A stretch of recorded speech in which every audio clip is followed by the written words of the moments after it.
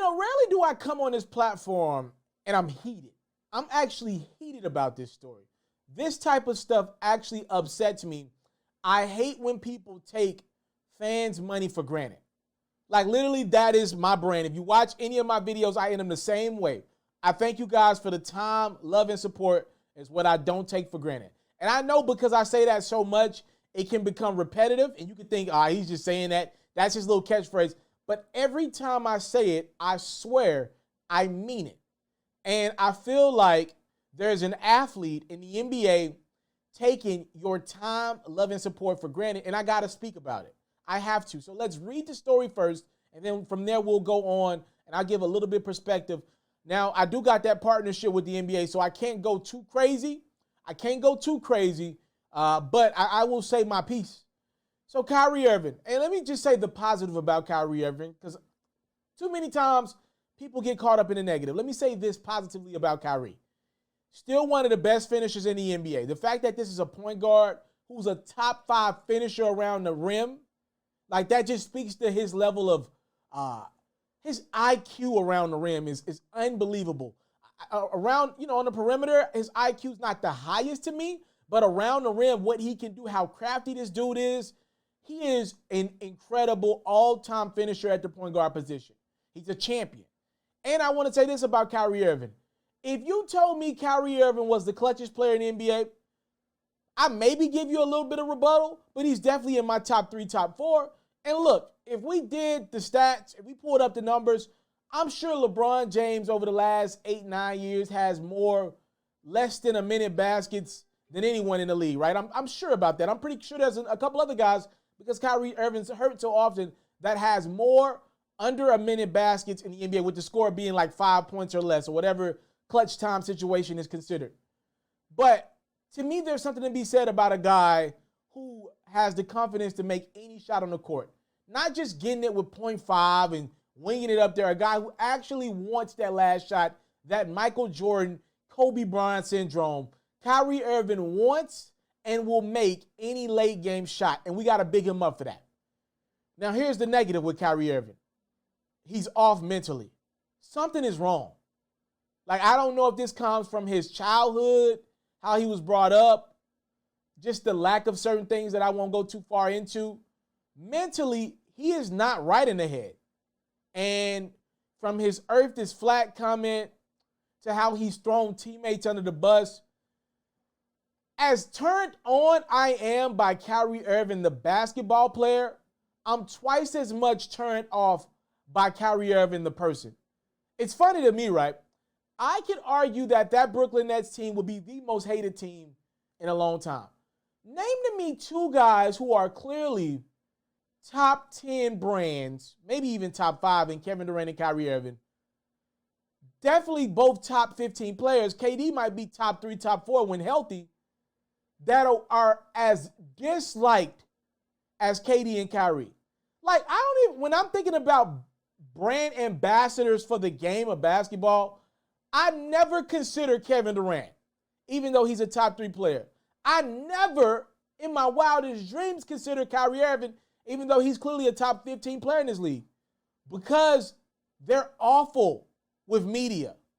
Kyrie more than KD. Awful at speaking, awful at controlling their own narratives. Kyrie Irving, for the 2020-21 NBA season, has reportedly told the media he will not be doing interviews with them all season. Kyrie Irving is reportedly going on a media blackout. Now, I want to read to you guys the statement from Kyrie Irving and his team on why he will not be doing interviews this year. It's as follows. COVID-19 has impacted us all in many ways. So I pray for the safety and health of our communities domestically and abroad. I am truly excited for the start of the season, and I am also praying for everyone remaining safe and healthy throughout this journey. Instead of speaking to the media today, I am issuing this statement to ensure that my message is conveyed properly. I am continuing to show, and I'm committed to show, up to work every day, ready to have fun, compete, perform, and win championships alongside my teammates and colleagues in the next organization. My goal this season is to let my work on and off the court speak for itself. Life hits differently this year, and it requires us, It requires me to move differently. So this is the beginning of that change. Well, let me say this. From Kyrie Irving paying for WNBA players' salaries this year to the work that he's done in that Brooklyn community with COVID, let me just say this. Kyrie does for his community. And that needs to be said. I want to be fair to this brother. He does for the community. And he don't really talk about it as much as you think either. He does. Kyrie does for the community. Let me be clear about that. So I don't want to take away anything that this brother is doing for COVID or anything that he just does for people with his platform. But I think Kyrie's missing the mark again for a couple different reasons. Number one, there's a reason why you're in a position to do that for people. Is it one, because of your incredible talents? Yes, but it also comes because of the interest in the game of basketball.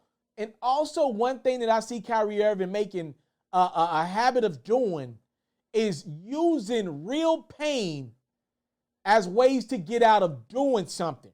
The second time I've seen this brother do that this year, both of them equally as nasty. Let me back real quick. Do you guys remember, as the NBA and the Players Association were negotiating the COVID restart, remember, it was Kyrie Irving who came out with his big platform. He got on the phone that Friday night as the players were meeting. What was it, around 60 to 75 players? And Kyrie Irving was the guy to get on the phone. By the way, he was already out for the season with season-ending surgery. Kyrie Irving got on the phone and said, y'all sure y'all want to do this? Like, we could really mess up the Black Lives Matter movement right now. Let's just not play basketball at all. Let's just piss off the NBA even more. Let's not play basketball at all. And we found out later that Kyrie Irving wanted to create his own league. What? You want to create your own league now? Okay. So, was Black Lives Matter, the movement, over George Floyd's unjust killing by a police officer, was that a real thing? Yes, y'all heard me talk about it countless times on this platform. Did I in any way think the players needed to stop playing basketball to get the point across? No. You could call me biased because I get money with the NBA. That's fine. My premise behind it was, a lot of these players not named LeBron, not named Kevin Durant, not named Kyrie Irving, their voices are not big without a ball in their hands. So if you can use the game of basketball, the millions of people watching that product every night, especially in the playoffs, if you can use that platform to speak out, no one would know what George Hill thinks about the movement. Sterling Brown thinks about the movement, if not for them being on a team that had another unjust shooting happen in it, right? The fact that they were able to use their platform, hell, they even canceled a playoff game. Right in the middle of the first round of the playoffs, said, we're not going out there. Did I like it in the moment? No. I backed back from that, though, over time and said, you know what? Looking back, I respect it. They stopped playing basketball to bring message to the movement, to bring message to unjust killings in America. That's what happened. And to see that Kyrie Irving did not want these guys to come back. And when we later found out, according to Matt Barnes, a former player, he's got that All the Smoke podcast, to see Matt Barnes say reportedly, this is according to Matt, who's very plugged in with a lot of players, Matt said Kyrie Irving wasn't mad about no movement. Kyrie Irving was mad because the league wouldn't allow him to come to the bubble to support his teammates because he was already out with season-ending surgery, and Adam Silver in the league was trying to keep down the amount of players or people, period, in the bubble as much as possible. Why would we need Kyrie Irving there when he's not going to play basketball for the Nets, who was only there for a couple of weeks, by the way? That was the league's premise behind it. And I get that. Hell, coaches didn't even have their wives there. Players didn't have their families there for a lot of it. So why would we just have this extra guy walking around? What's the point of that? And he was not allowed to come to the bubble. Matt Barnes said that's the reason why Kyrie Irving was trying to use the Black Lives Matter movement as a reason why not to go back and play it. Let me be clear about this. I believe Kyrie Irving is trying to sabotage the NBA. Kyrie Irving is on record of saying he doesn't think he'll play basketball past the contract that he's in right now. So he said he won't be playing past the age of 35. I don't know what Kyrie Irving's end goal is, but I do believe it involves sabotaging the NBA. I don't know who's in his brother's circle, but everything he says is off. Fast forward back to what he said earlier this evening about not speaking to the media. Y'all gonna hear me go off about this one. Y'all gonna hear my mouth about this one. So let's explain what the purpose of athletes speaking to the media is, right? Okay, I'm from Memphis. Y'all see the Memphis hoodie on. Y'all know I'm a Laker fan, but I represent my hometown. When the Brooklyn Nets come to Memphis, when the Los Angeles Lakers come to Memphis, when these big teams come to Memphis, as a reporter, as a journalist, it's my job, right? If I'm working for the NBA, I'm speaking for NBA reporters. I'm speaking for reporters of local cities all around our country. Some of these guys got to travel from Nashville, wherever, like 2 hours, 3 hours to get this story, right? As a reporter, it's your job to try to get quotes from the best players. Okay, the regular fan doesn't follow the life of Jared Allen, of Spencer Dinwiddie. Now, there are super fans like me and you. We do, but the casual fan don't know who the hell Jared Allen is. They don't even know who Karis LeVert is, even though he's an incredible young basketball player. When they see Brooklyn in town, they see Kyrie Irving and they see Kevin Durant. You want to know why? Because that kid that went to that game, I promise you, he did not come to that game for Jared Allen. I don't want to sound like I'm picking on Jared Allen. He didn't come to that game to see Joe Harris. He did not come to that game to see Steve Nash coach. He didn't come to see Mike D'Antoni be an assistant. 9 times out of 10, he came to that game. He asked his father. He asked his mother, his grandparents, whomever, for tickets to that game. He saved up his money for tickets to that game to see Kyrie Irving, to see Kevin Durant, to see Giannis Antetokounmpo, to see LeBron James, to see Steph Curry, to see the stars. That's what sells in the NBA. This ain't football. Football is the name on the front of the jersey. Basketball is the name on the back. That's what sells in this sport. It's a star-driven league. I'm preaching to the choir here. Y'all know that. One of the most important things from reporters is to come in and get a quote for their articles every night. Kyrie Irving makes a game winner against the Memphis Grizzlies. You dang right that reporter wants a quote from Kyrie Irving on taking that shot. Even when we know the quote is going to be a simple, yeah, I took the shot and I made the shot. My teammates give me the confidence to take the shot. That's all they're going to say. You still need that quote. You cannot make that quote up for Kyrie Irving. You can't make that quote up. Like, I can't put in my story, Kyrie Irving said, you know, my teammates trust me to make that shot when he didn't say it that night. That's slander. You can get sued for that, right? That's liable. You just can't make something up on a guy, even if we know everybody says it. So, also, video clips. Like, after I come out of that highlight, if I'm watching the local news in Memphis or wherever, in Phoenix, wherever, I want to see Kyrie Irving after the game. And I want to see him visually. I want to see him. Like, I want to attach that moment to his words as a fan. I remember when Kobe Bryant would make countless big shot after big shot. I would like to see Kyrie Irving tell me why that was such a big moment for him in his career, right? Like as a kid, man, I'm a big Kobe Bryant guy. That was my guy. Rest in peace.